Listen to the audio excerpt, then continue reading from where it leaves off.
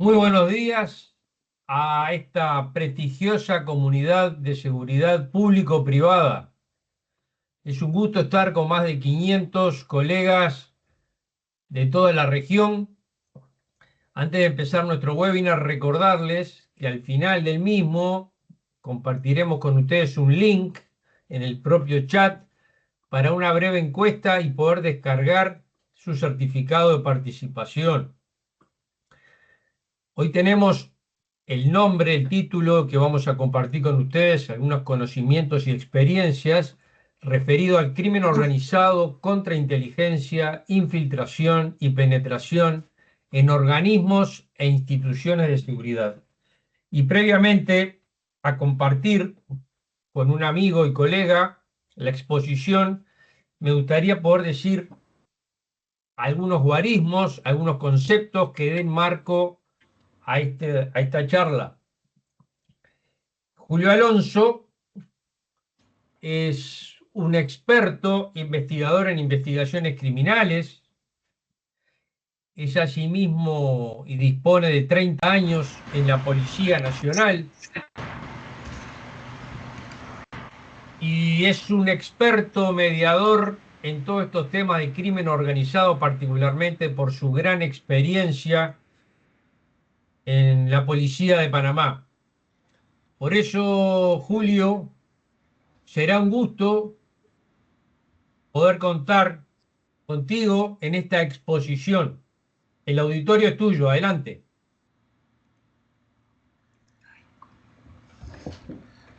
Muy buenos días, mis amigos de Latinoamérica, todos los bienvenidos a la comunidad, los amigos de toda América Latina, también Estados Unidos. Gracias por la invitación, don Hernando. Agradecerte a ti y al equipo, a don Fernando también por estar aquí. Tengo que advertirte que yo soy miembro de la comunidad. Recientemente, hace ya 2 meses, pertenezco a la comunidad y me están dando la oportunidad, y invito a todos los especialistas, los conocedores de seguridad, sean militares, policías, en la parte privada, corporativa, que se sumen pues a brindar sus experiencias.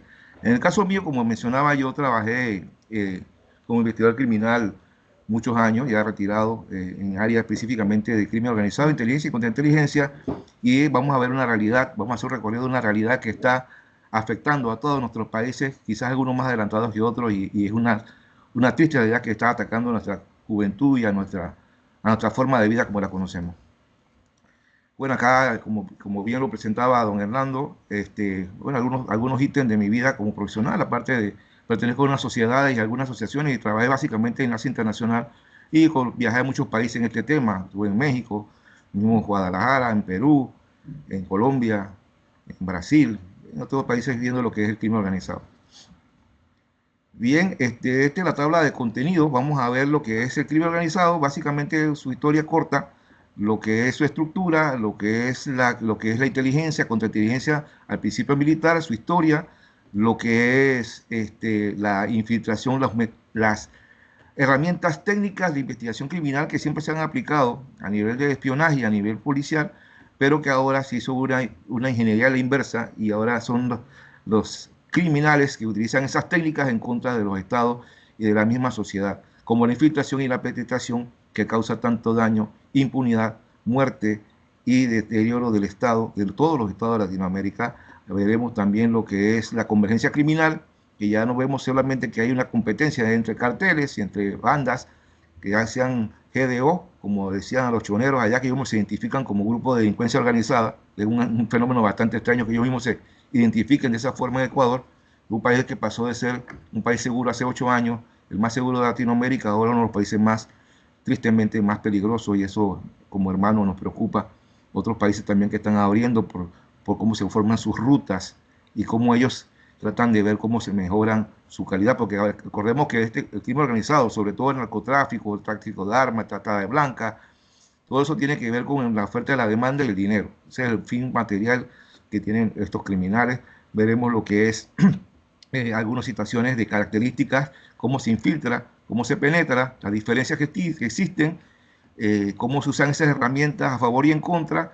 Veremos algunos casos específicos en base a mi experiencia, porque se me ha pedido específicamente que hablemos de la experiencia para hacer más didáctica esta charla, no solamente lo procedimental, que siempre se quiere el crimen organizado, mucha academia, sino ver más lo que es la actualidad. Bien, como les comentaba, el crimen organizado se está apoderando básicamente hace rato de lo que es toda América, y no vamos hasta acá a Estados Unidos, que también tiene un alto problema de crimen organizado, pero no se expone tanto como se expone en nuestros países por la violencia extrema que vemos en países ya más avanzados en este tipo de criminalidad, a veces denominados narcoestados o estados fallidos, porque pierden el control territorial, pierden el control social de su sociedad y crean una cultura que peligra pues a toda la juventud principalmente, y vemos la ola de muertos y de violencia que trae esta actividad delictiva, que no solamente se centra, como digo, en el narcotráfico, pero Latinoamérica es uno de los países más violentos, Latinoamérica es el área más violenta del mundo. Vamos a ver un pequeño video, y no quiero priorizar, pero no solamente el país que se menciona, todos los países de nuestra América tienen este problema en mayor o menor grado, y vamos a estudiar por qué se da en esta charla y cómo podemos combatirla y cómo podemos entenderla como esta comunidad de seguridad y básicamente también de inteligencia y manejo de información.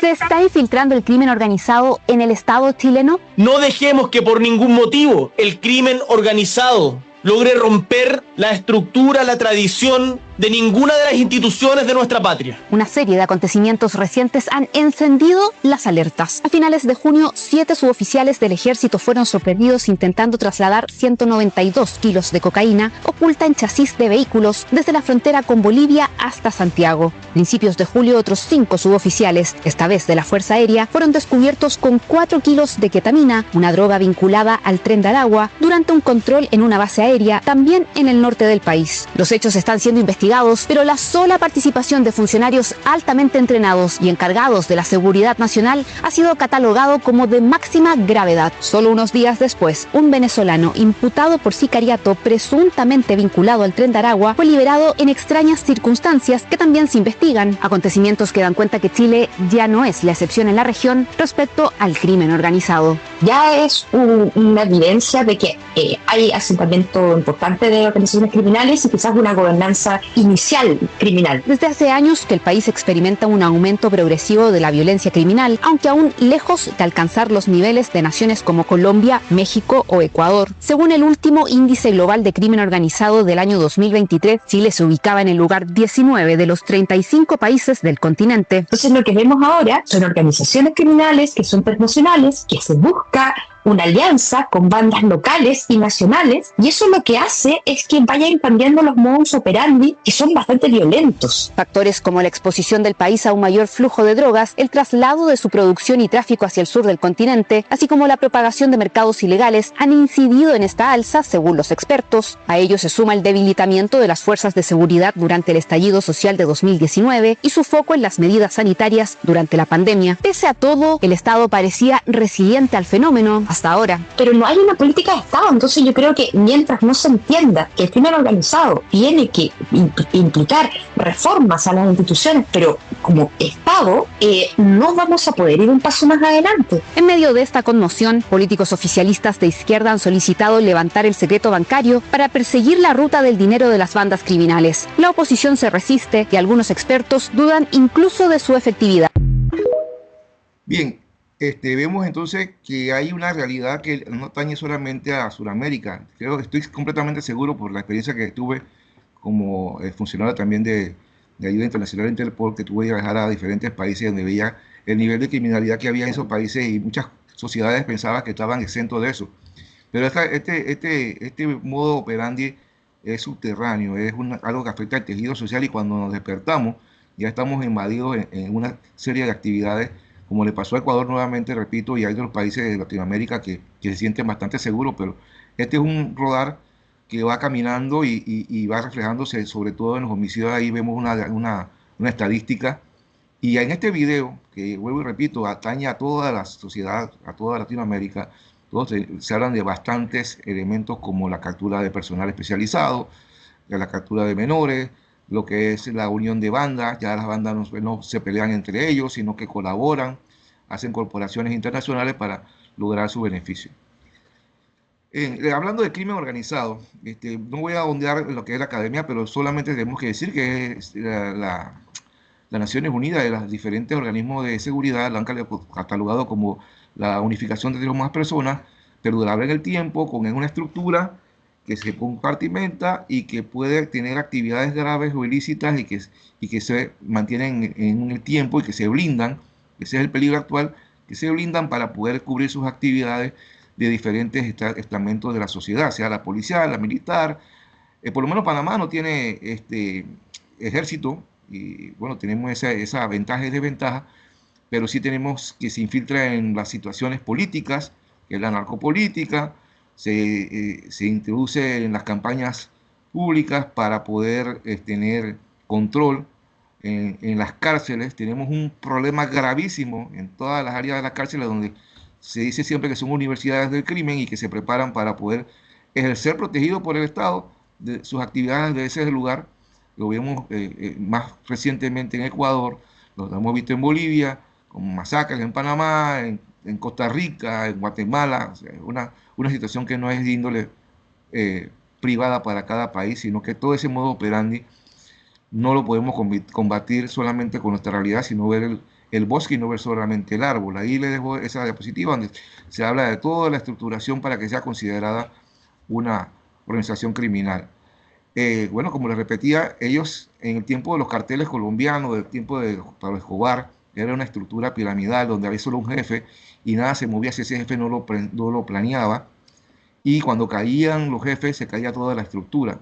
La lucha del narcoterrorismo en Perú, en Colombia, coches bombas, la ola de muertos, atentados en avión, que nosotros veíamos de lejos, pero que actualmente amanecemos con olas de matanza, sicariato, guerra entre pandillas, control del territorio, tráfico internacional de drogas. Las rutas en Colombia aumentó la producción, en Europa y en Estados Unidos aumentó la demanda, y esto crea un círculo de problemas relacionados al narcotráfico y todos los delitos conexos.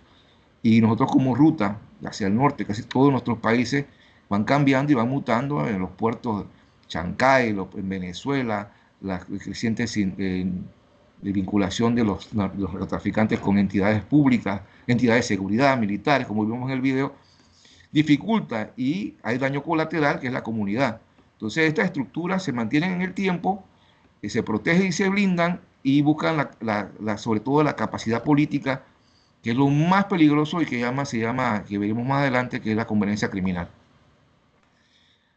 Aquí, hace 25 años, fue que los países se reunieron en Palermo, Italia, para establecer lo que era la Convención de Palermo y contra la criminalidad organizada, para intercambiar información y estructurar que no solamente es un delito de cada país, sino que se ha vuelto transnacional y que sus operaciones no se retribuyan a un solo territorio. Vemos nuestros narcos locales que ya no son jefes de banda, sino que trasladan y compran drogas directamente, y no solamente a los grandes carteles como el cartel del Golfo, Sinaloa, Nueva Generación, los Soles en Venezuela y otros carteles que van surgiendo y que van creciendo.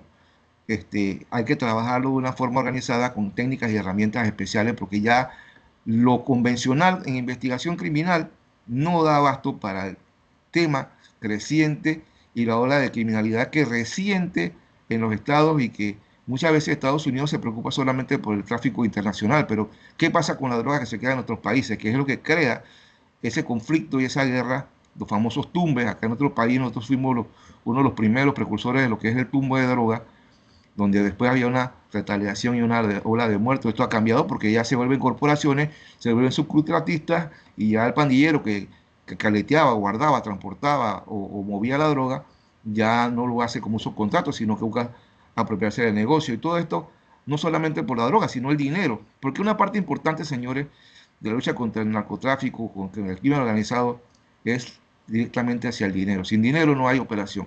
Y eso es lo que hemos fallado, porque tumbamos las drogas, tumbamos a los narcotraficantes, deshabilitamos redes, pero no atacamos la estructura financiera.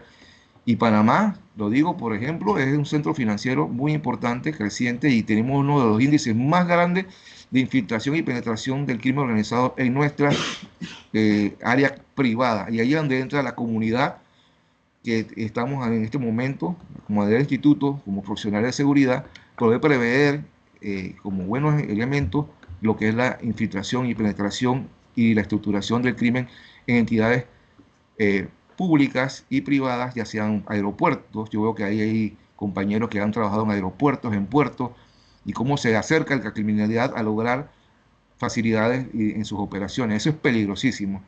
Entonces acá vemos lo que es la estructura de lo que es el crimen organizado. Tenemos cómo ellos van penetrando, como mencionaba, la parte social, la captura de menores, la captura de profesionales, los narcomercenarios, policías, generales, políticos, para poder activar y poder comenzar a tener mejor resultado de sus actividades. Acá, como les mencioné también, ya las estructuras no son piramidales como el tiempo de los grandes carteles de Colombia, sino que la competencia ha sido grande y ellos han aprendido a que ya el que maneja el almacenaje no sabe quién es el contador no sabe quién es el que transporta no sabe realmente quién es el destinatario final, no sabe quién es el que ordena directamente, o el que recibe, o el que paga, el financista, porque si agarra alguna parte de la organización, eso se llama compartimentación, es muy difícil que tumben a la estructura. Yo, por lo menos en la experiencia que tuve como formador de agentes encubiertos, me tocó una vez trabajar con un capitán de barco que movía la droga hacia México, de Colombia, y la pasaban por todo el Caribe. Y él me contaba que trabajaba de los dos bandos. Entonces, en ese tiempo yo trabajaba directamente con la DEA y trabajaba a los dos bandos. Él cobraba a la DEA, cobraba al país que estaba haciendo la labor, y también le trabajaba a los narcotraficantes. Entonces, esa persona al final, yo lo oculté varios tiempos para protegiéndolo porque era una fuente importante, y al final cuando lo soltamos, a 2 semanas desapareció y nunca más apareció. Entonces, estas estructuras, todo el que pesa se elimina. En base a la experiencia, como les conté, yo empecé en el 92, después de la invasión en Panamá, y vi cómo ha ido mutando y cómo se ha ido especializando con la tecnología y cómo han aprendido de sus errores, y actualmente ellos trabajan así. Bueno, básicamente, antes de entrar básicamente lo que es la inteligencia y la contrainteligencia, podemos ver que esto data de mucho tiempo, pero siempre se vio la inteligencia y básicamente el subsidio de la contrainteligencia en cosas militares y de protección de territorio. De los tiempos bíblicos vemos que habían vigilancia, contravigilancia, observaciones, fuentes, informantes. Esto es materia de obtener información, que es lo más importante del enemigo, para poder tener una estrategia de cómo trabajar esa problemática que tiene en el momento. Tenemos ahí desde el tiempo de la Biblia, tiempos memoriales.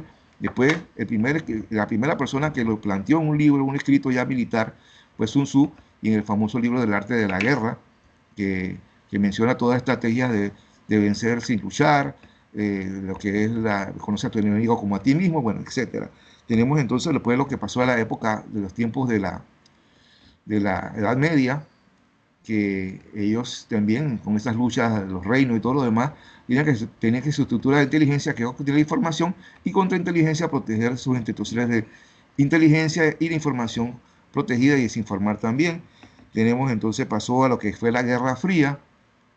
La Guerra Fría, que cuando se acabaron las guerras mundiales, que fue otra cosa más, que fueron las crecientes, empezaron a nacer las entidades de seguridad como la CIA, la KGB, la Mossad, en base a la necesidad de desarrollar protección para los estados en base militar, a base de lo militar, y proteger todo lo que era su conformación y sus informaciones.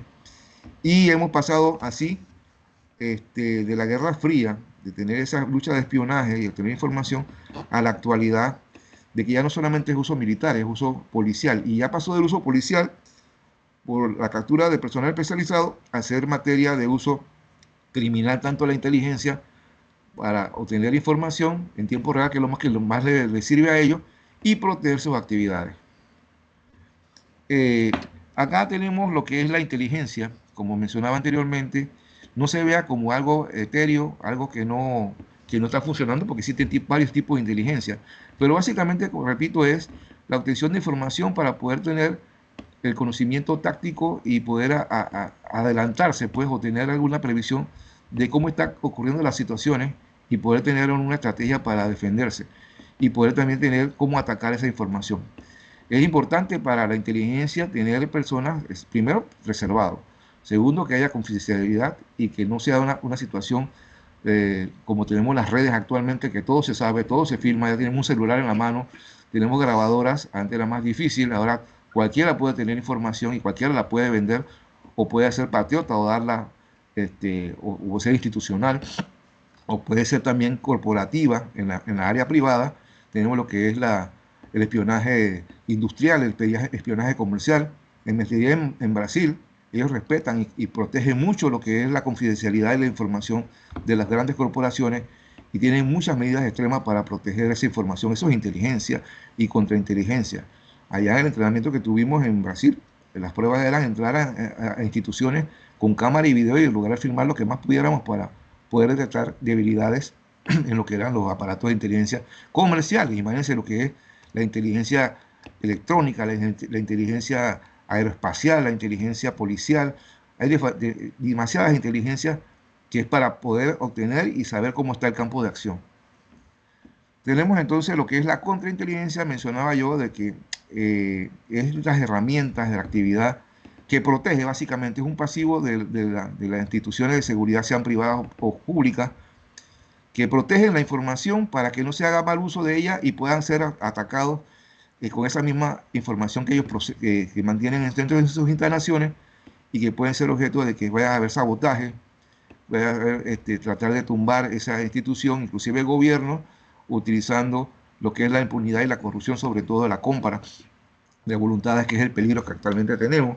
Ya inclusive el criminal entrena, capta a personas entrenadas y ellos mismos desde muy joven introducen a personas para que con información y son doblemente pagados y mucho más pagados mejor por el crimen que tiene la cantidad económica y lo veremos más adelantito de poder lograr su objetivo.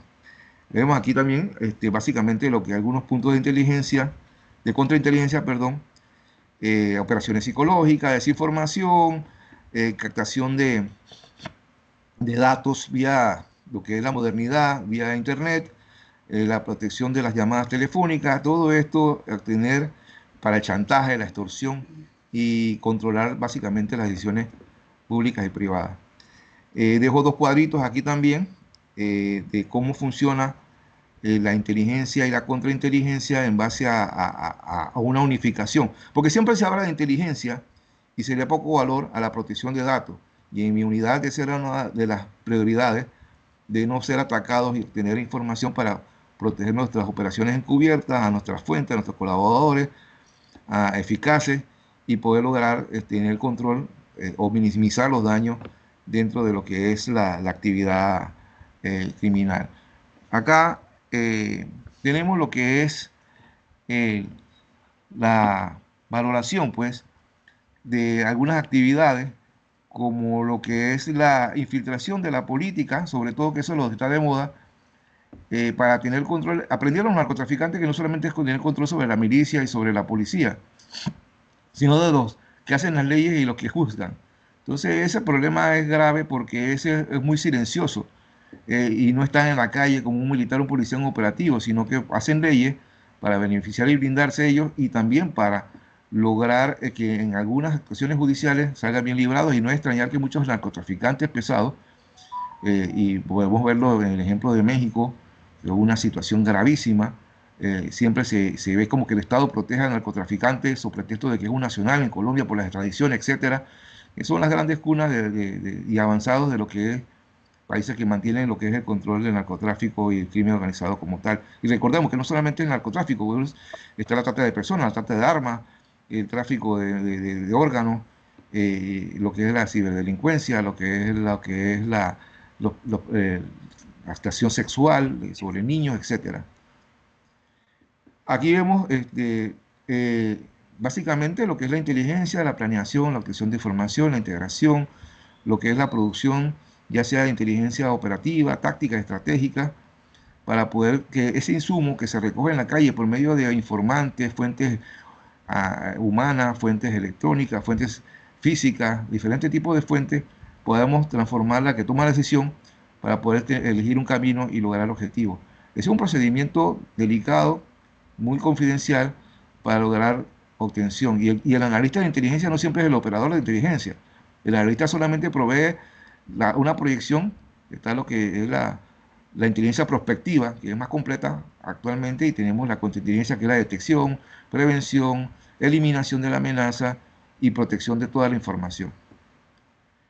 Ya como les comenté, actualmente la compartimentación estructurada de lo que es el procedimiento de los narcotraficantes ha cambiado, y hay muchas policías nuevas, o nuevas no, sino que actividades nuevas que muchas policías que tienen que modernizar y enfrentar, porque ellos buscan dinamizar y mutar y ubicar las debilidades de todos estos estamentos, no solamente de seguridad pública, sino seguridad privada.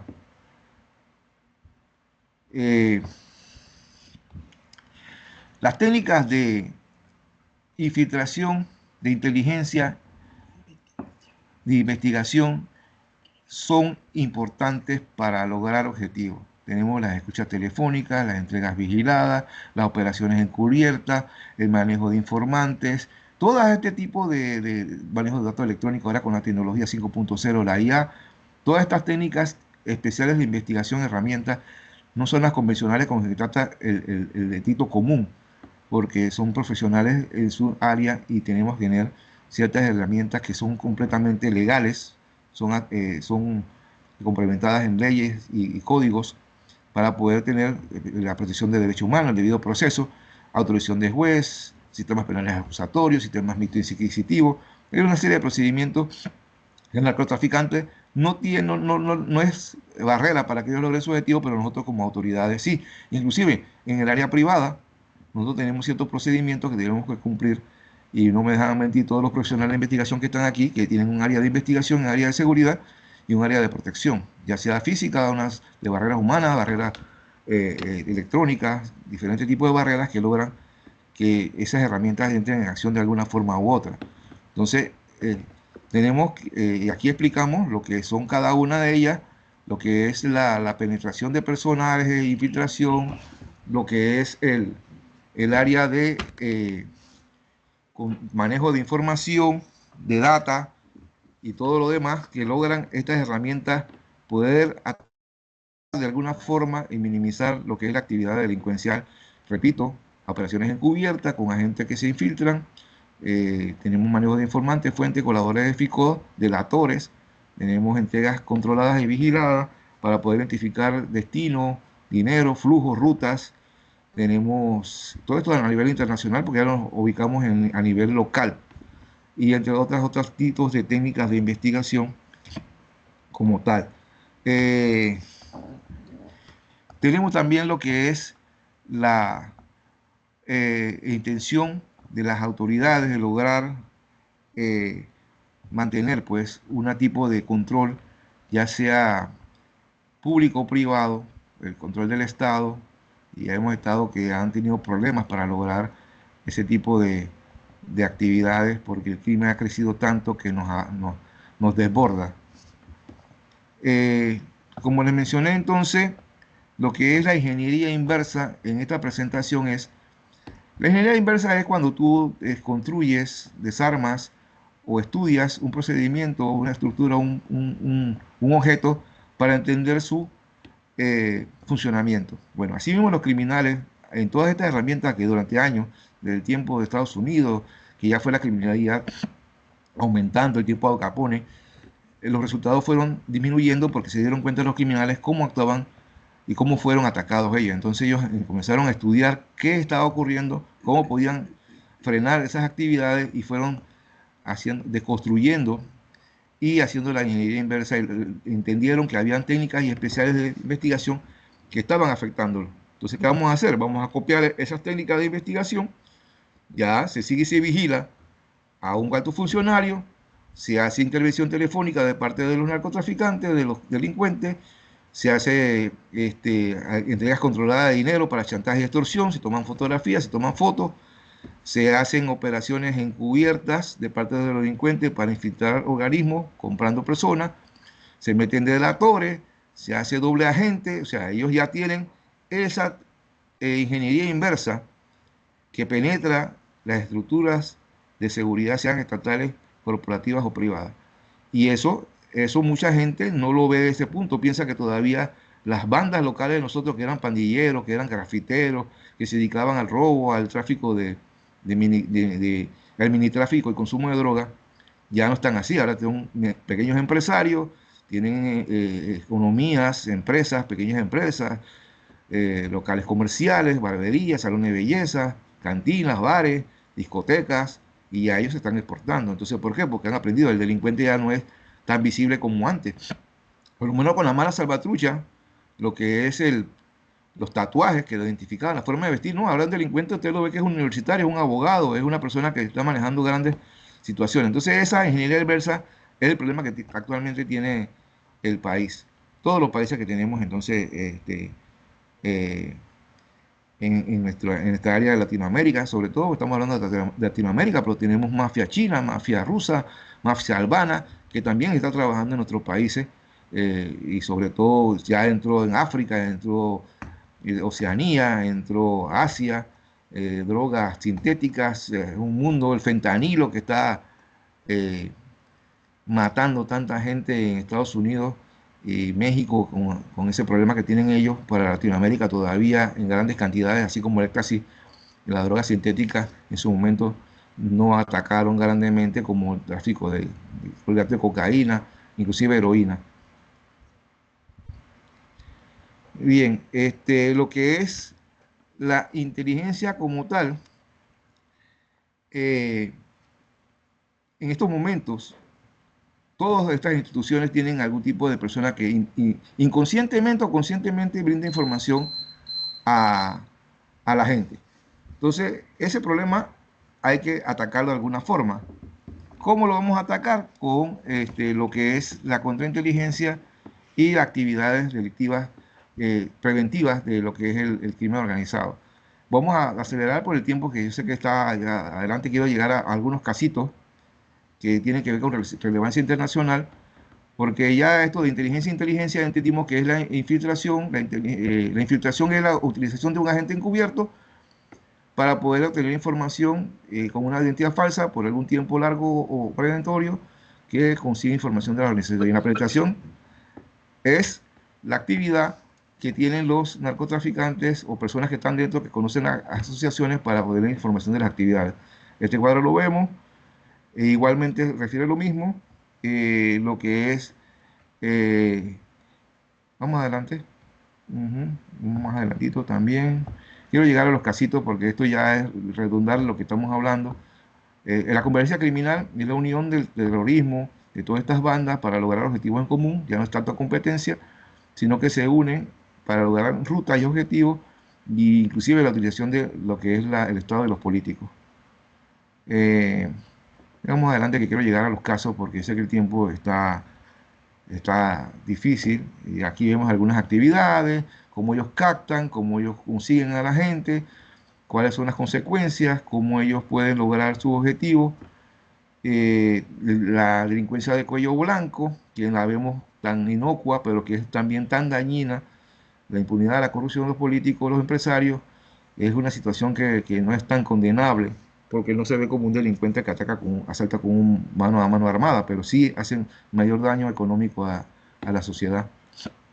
Sigamos adelante. Bien, aquí vemos, miren, estos son casos que desde el más pequeño, el sargento que está en la calle, hasta el funcionario. Ahí hay una fotografía de una funcionaria que era del órgano judicial de la Corte Suprema, que amañaba los casos, los ponía, daba información, ponía gente genuflexa a llevar esas investigaciones, y es un terrible problema que tenemos, que causó daño moral ético a la sociedad, daño lo que es la pena lo que es el control penal, lo que es las actividades comerciales y sobre todo el factor muerte, porque todas las personas con manejo de informantes, hay mucha gente que está en riesgo su vida, porque cuando se dan cuenta de que está siendo informador de ambos lados o doble agente, al final siempre por lo general es la muerte. Bien, ya llegamos casi al final, sé que el tiempo apremia. Este es un caso emblemático, que lo voy a tocar rapidito, de lo que es la infiltración del crimen organizado, sobre todo usando el sicariato, en el caso del fiscal anticorrupción de Paraguay, que fue a Colombia a unas vacaciones, no se le dio la protección adecuada, dio papaya, como decimos en Latinoamérica, o dio facilidades a narcotraficantes, posteando sus ubicaciones con la esposa, y fue ejecutado en una playa con un jet ski, porque era un peligro para la situación de corrupción en su país, en Latinoamérica. Es un ejemplo claro de cómo se infiltra la información. Tenemos el señor Fernando Villavicencio en Ecuador, candidato, abogado, periodista, perdón, que fue ejecutado básicamente, fue dado de baja públicamente, sicariato usando moto. Tenemos la evidencia de video, y últimamente el reciente fallecimiento del candidato presidencial, el señor Uribe, en Colombia, también atacado por la organización criminal. Y aquí vemos un ejemplo práctico de lo que es la infiltración en la escolta. En la escolta, en los estamentos de seguridad, porque de alguna forma se cree que hay participación. No vamos a emitir conceptos, pero hay debilidades evidentes en lo que es la protección de estas personas, y todos tienen en común de que los tres vociferaban o emitían conceptos sobre la corrupción de las personas y la corrupción en sus países y cómo iban a atacarla. Y es un peligro para la criminalidad tener ese tipo de personas que no son genuflexas o que se prestan para atacar sus actividades. Acá tenemos la antepenúltima diapositiva, un caso que vemos internacionalmente hace un par de años atrás, que tuve el honor y el placer de dirigir, que es una de las grandes incautaciones, una de las más grandes incautaciones, sino una de las mayores en Latinoamérica. 19.7 toneladas de cocaína en una sola incautación en un barco que se llamaba Gatún, que pasó por el canal, que venía de Colombia con destino al cartel de Sinaloa. Ahí hubieron detenidos, y el manejo de fuentes fue importante, el manejo de información y protección de la información para lograr que esa operación se diera con una de las más grandes incautaciones a nivel de Latinoamérica, y un gran golpe al cartel de Sinaloa. Pero claro, ellos siguen operando, y de repente para nosotros es un gran golpe, pero para ellos de repente es una pérdida del mes. Pero fueron casi 20 toneladas de cocaína que se pudieron incautar en esta operación que pudimos participar. Acá tenemos otra operación que no tiene que ver con drogas en sí, porque es producto de la droga el dinero que se incautó, más de 10 millones, y aquí lo extraordinario es que se incautó en una caleta, un búnker oculto. Ahí vemos la fotografía, recientemente, que fue en el 2023, todavía está en proceso judicial. Vemos que es el cártel, el Clan del Golfo, cómo utilizando las rutas marítimas, pero el problema es que ellos se han fortalecido las instituciones financieras y ya no pueden introducir ese dinero fácilmente al comercio.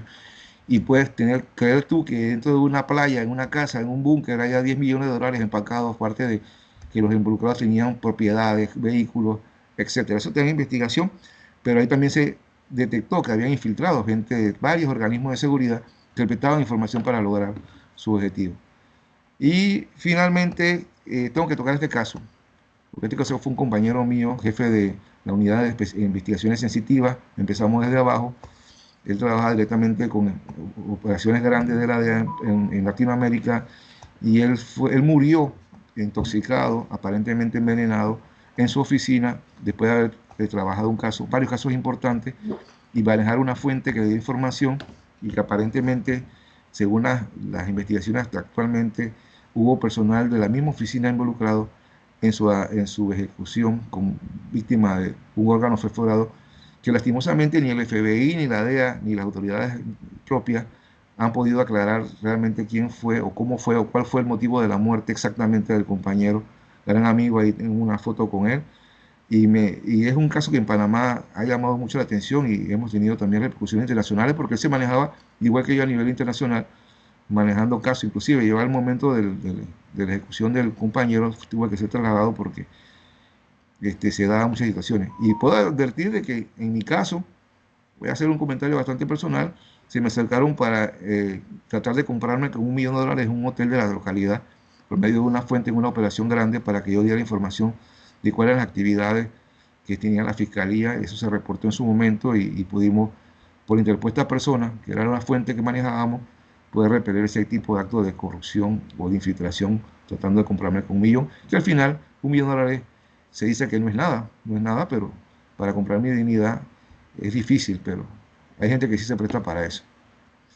Así que yo sé que el tiempo apremia, le agradezco mucho, este tema es muy amplio, la seguridad, la información, da resultados que podamos protegerlo, tanto a la seguridad estatal del Estado, la seguridad nacional, a la seguridad ciudadana, que es la policía acá del común, a la seguridad privada o patrimonial, que es la privada que manejan ustedes, la corporativa de las empresas, y lo último que es la última tendencia es la criminología corporativa, que es la protección de los datos. Así, don Hernando, agradezco a ustedes y a todos, invito a que participen en este tipo de actividades, todos los profesionales. Sé que hay demasiada gente que conoce en el medio y que estas oportunidades son importantes para compartir con todos nuestros amigos latinoamericanos. Una vez gracias al equipo, Fernando, a Hernando, al instituto, mis amigos. Espero les haya gustado la presentación. Saludos. Muchas gracias, Julio. Un fuerte abrazo. No nos abandones. Simplemente algunos jugarismos, como le decía, algunos conceptos que comprueban la experiencia y los casos que Julio nos compartía. Y recordar de los desafíos que estructuralmente enfrenta América Latina y el Caribe, de comparar que teniendo solamente el 8% de la población mundial, tiene casi el 30% de los homicidios en el mundo. Hay veces que los conceptos es bueno aterrizarlos en guarismos porque nos dan ideas más claras y comprueban lo que Julio compartía totalmente. Siendo la tasa de homicidios de promedio mundial aproximadamente en el 6, en América Latina, cada 100.000 habitantes, hay una tasa de homicidios del 21, por allí, de promedio. Obviamente que hay países que lo tienen mucho más alto. En este continente que es el más violento del mundo. El otro tema es que 6 de estos países, Brasil, Colombia, Ecuador, Honduras, México y Venezuela, juntos reúnen 1 de cada 4 homicidios que ocurren a nivel global. Es un tema que refleja nuestra realidad en América Latina y el Caribe. Y el otro tema, perdón, es el crime drop, que es el fenómeno que en los países más desarrollados ha ocurrido finales del siglo XX, es que la disminución de los delitos tradicionales, como el robo, ha pasado hacia otros, ha mutado hacia otros delitos. En América Latina y el Caribe han crecido los otros delitos, pero no ha ocurrido este fenómeno del crime drop. Ahora, el aumento exponencial de las estafas y cibercrímenes, es bueno destacarlo porque delinquir a distancia hoy es más seguro y es mucho menos expuesto, pero también es más eficiente. O sea, simultáneamente se atacan a múltiples víctimas sin necesidad de tener una presencia física. Este crimen organizado, y tomaba la misma imagen que Julio para respaldar sus afirmaciones, ha tenido una gran capacidad de adaptación. No solo ha tomado todos los procedimientos, la experiencia de inteligencia y contrainteligencia, sino que ha diversificado el negocio y ha tocado distintas áreas. La cocaína, que sigue siendo el mercado ilícito dominante, se suma a la extorsión, a la trata de personas, al tráfico de armas y explosivos, al lavado de activos, al contrabando, a la explotación de recursos naturales como la pesca y minería ilegales. O sea, hay un montón de actividades que antes estaban separadas o forman parte algunas o todas ellas dentro de ese crimen organizado cuasi empresarial que en ocasiones le brinda mayores ingresos que si consideramos el narcotráfico, por ejemplo, de forma aislada. Ahora, por mencionar a dos de las actividades que decía allí en esta diversificación, mencionemos que las extorsiones tienen demasiada impunidad en esta región. El control territorial y la financiación de estas economías ilícitas se basa muchas veces en que hay una débil o corrupta presencia del Estado, o inexistente. Algunos ejemplos: Salvador, Honduras y Guatemala, llamado el Triángulo Norte. Allí las maras y pandillas imponen la renta, comerciantes, transportistas y vecinos. En México extorsionan tanto a negocios como a autoridades, escuelas, empresas constructoras, son las áreas que últimamente priman. En Colombia es conocido la vacuna, ya de los años 90, con ELN y la FARC, pero han crecido las operaciones digitales que operan desde las cárceles, fenómeno muy preocupante en toda la región, que también Julio mencionaba. Y en Brasil las milicias urbanas cobran las cuotas a los residentes y comercios, a cambio de protección o acceso a servicios. Eso es conocido, excepto servicios públicos, llámese agua, energía, que en ciertas áreas controladas, en las favelas, si no se paga la cuota no se accede a esos servicios. Estos son ejemplos muy claros de extorsión. Y también el tema del tráfico de drogas choquea muchísimo. Por decir algunos números recientes a nivel mundial, 316 millones de personas consumieron droga y ese aumento fue mayor que el crecimiento demográfico. O sea, hay un incremento constante en la producción, en el tráfico y en el consumo. Dificilísimo enfrentar este fenómeno. El otro tema, que también va vinculado al nicho, a lo fundamental del webinar de hoy, es que las rutas, que incluyen pasos fronterizos, puertos, corredores logísticos, centros urbanos, el control de esos espacios no solo genera enfrentamientos, sino genera la corrupción de las fuerzas de seguridad y administraciones públicas, que es lo que con mucho gusto compartía Julio de sus propias experiencias. Fernando, me gustaría que pudieras compartir algún detalle y después darme nuevamente el uso de la palabra para poder cerrar este evento, cómo los colegas pueden descargar el certificado de participación, por favor. Sí, claro, bueno, buenos días para todos. Un placer estar con ustedes compartiendo este webinar. Les voy a compartir aquí la pantalla para explicarles cómo pueden hacerse del certificado de participación. Quienes estén conectados desde una computadora, como es el caso que se está mostrando en esta pantalla, van a encontrar en la parte superior derecha un icono llamado PIR, que es de preguntas y respuestas, y anclado en la parte superior de las conversaciones van a encontrar el link a una encuesta de satisfacción para que ustedes puedan completarla con sus datos, nombre y apellido completo, correo electrónico. Los dos primeros campos son fundamentales que estén correctamente ingresados, debido a que el nombre que ustedes ingresen acá va a ser el que aparece en su certificado de participación, y el correo que ustedes ingresen aquí es a donde se le va a enviar dicho certificado en formato digital. ¿Sí? Quienes estén conectados desde un dispositivo móvil, la opción de preguntas y respuestas la van a encontrar en la parte inferior, ¿sí? Y bueno, el procedimiento es el mismo. Ahí simplemente van a activar este panel para que se abra y directamente hacer clic sobre el link que les va a llevar a la encuesta de satisfacción que les va a permitir hacerse de este certificado. Muchas gracias.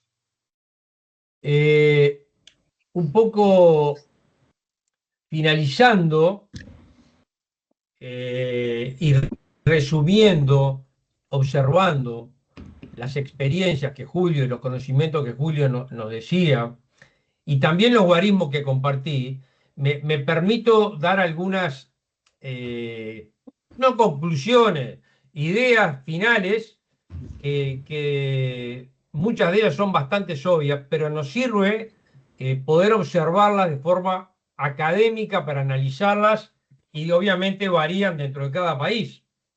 O sea, este escenario que podemos ver hoy es muy peligroso porque es complejo, es heterogéneo, está mutando, o sea, y reúne violencia armada sostenida, la expansión del narcotráfico, los delitos digitales que constituyen la principal amenaza regional en América Latina y el Caribe.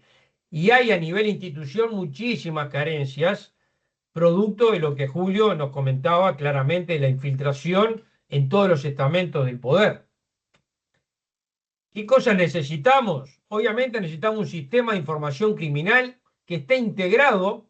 Esto no es habitual en los países. Muchas veces es por un lado la policía, por otro lado la fiscalía, por otro lado el sector universitario, por otro lado la criminología, por otro lado el sector de seguridad público. O sea, es necesario que esté integrado, cosa que no es habitual en la región. Que sea transparente, menos habitual todavía.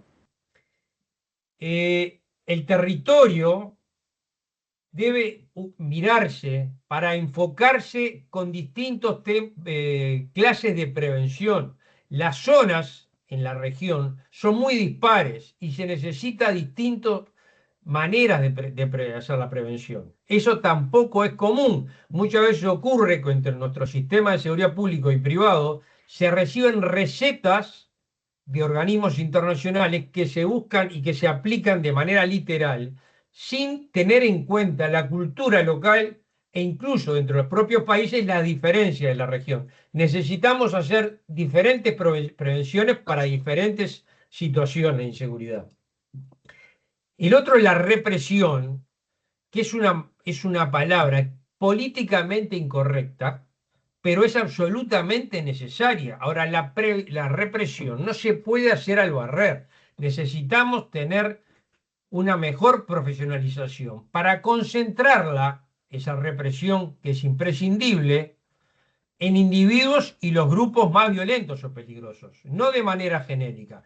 O sea, los medios de seguridad deben tener el entrenamiento y la inteligencia necesaria para hacer golpes quirúrgicos, no el barrer. El otro tema es que la capacidad investigativa es clave.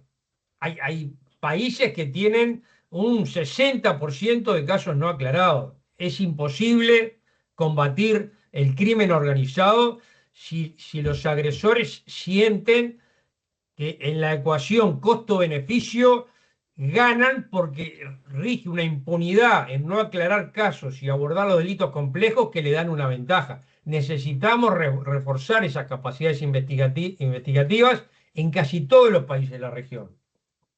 Bueno, sistema penitenciario, ¿qué hablar de este tema? Sistema penitenciario, básicamente, hay una mirada académica de distintos lados. Hay una mirada, digamos, de una visión más de izquierda, y no me voy a meter en el tema político partidario, pero es así, que privilegia, que se esfuerza en mencionar que el hacinamiento y las bajas condiciones de seguridad son las que motivan la inseguridad que se crea desde allí. Y hay otra visión que maneja y que cree que la falta de control de los organismos de seguridad pública en las cárceles es el motivo. En realidad, creemos que son ambas situaciones. Necesitamos un sistema penitenciario que asegure condiciones dignas, pero que sea el Estado quien controle. No es posible que de ahí se manejen celulares, que se manden a hacer ejecuciones. El Estado tiene la capacidad de controlar el sistema penitenciario. Si ello no ocurre, es porque la política no lo quiere hacer. Es imprescindible esta reforma en casi todos los países. Y obviamente la justicia criminal. En la década del 70, los que peinamos alguna cana, ya vimos que en los movimientos guerrilleros desde ahí, uno de sus objetivos clave era amedrentar a los jueces, copar a la justicia, porque es imposible para los organismos de seguridad, aún si no tienen corrupción, o aún luchando frontalmente contra el crimen organizado o el terrorismo, por esta convergencia que hay en muchos países, Hezbolá, por ejemplo. Luchar contra estos fenómenos si entran por una puerta y salen por otra. Genera gran decepción y es un tema muy importante. El otro es la integridad y el profesionalismo de la fuerza pública. Hay países que la fuerza pública tiene una formación de 3 meses y a un policía lo sacan a la calle. No es posible contar con policía de ese tan bajo nivel de profesionalismo. Finalmente, decir que necesitamos tener una comunidad de seguridad público-privada profesional. Lo nuestro es un granito de arena en ese sentido y es un tema que me preocupa y me ocupa los últimos 20 años, porque la seguridad privada dispone de información, en muchos lados, muchas veces crítica, por los servicios que brinda. Y la mayoría de las veces los organismos de seguridad público no aprovechan esa información. La seguridad privada, en casi todos los países, por no decir en todos, depende de la seguridad pública. Ahora, la seguridad pública, ¿por qué no coordina esa información? ¿Por qué no la aprovecha? Hay países que lo tienen muy claro esto y se organizan comisiones sectoriales. Por ejemplo, se incrementan los robos en un sector del retail, hay una organización de seguridad pública y privada que comparte la información reservada en ambos sentidos. Y eso mejora las condiciones de seguridad ciudadana y a la fuerza pública no le implica hacer erogaciones extras.